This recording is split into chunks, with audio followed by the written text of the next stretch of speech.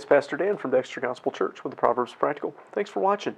Today's proverb warns us not to let substances affect our decisions, where the well-being of others is at stake.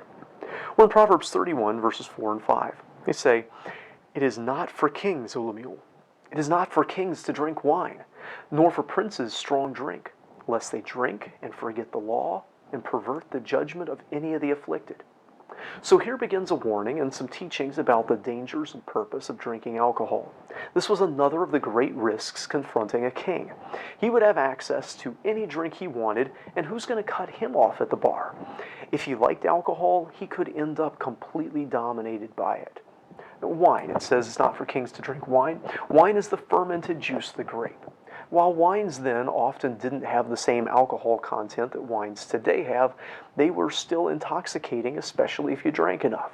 Strong drink, when it says nor for princes strong drink could be wine, but it included fermented beverages from other sources like barley, honey, and dates. Once again, it's alcoholic, and thus it's addictive and affected your mind. Now, it's noteworthy that this is not a sentence that ends there with "it's not for kings and it's not for princes." It makes a statement, then the next verse gives the reasoning behind that statement, and that reasoning tells you how and when it applies. His mother is addressing him as a prince and as a future king, and that position is relevant to the warning. Why shouldn't a king drink wine? Why shouldn't a leader drink things that are alcoholic?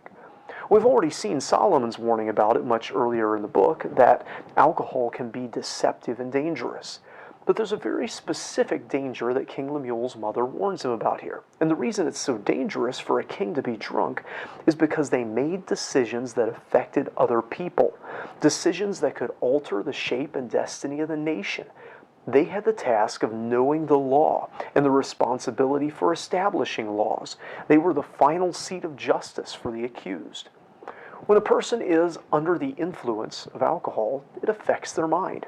Now, there's some dispute about whether it removes inhibitions directly or whether it simply removes the ability to consider long-term consequences, but either way, alcohol, especially in large quantities, affects our decision-making.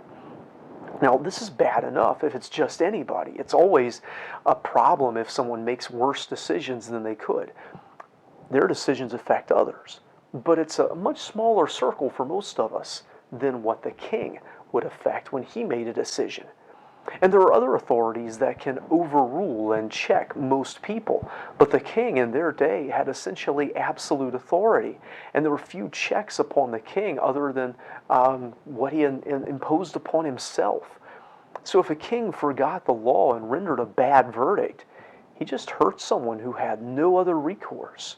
Now, this king is likely not a Jewish king who had the law of God as his ultimate authority, but for a Jewish king with the law of God, it would be even worse for them to forget the law.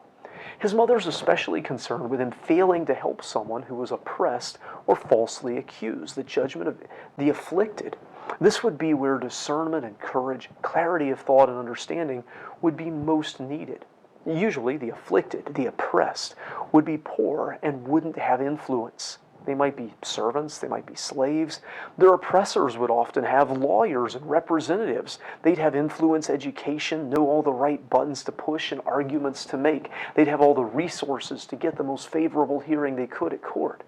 But the king, as the last bastion of justice and hope of liberty, had to be able to cut through the jargon and legalese, had to be able to see past the influence and pressure to render a verdict that was truly just, no matter who it benefited or who it harmed, no matter who it pleased or whom it displeased.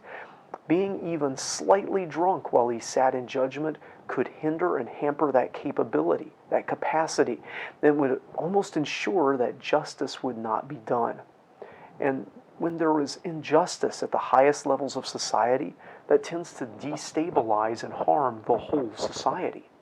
So not only was alcohol potentially a greater temptation for him as the king than for the common man, it was also an even greater danger to him than to the common man. Now, there was a place for the use of alcohol, and that's addressed in the next verse. But it wasn't for the king, or really anyone, when they're making decisions that affect others. I hope this video is a help to you. If it is, hit that thumbs up button to give it a like. If you haven't already, subscribe to our channel for more insights from the Scriptures. Until next time, I hope you stay well, and don't allow substances to affect your decisions.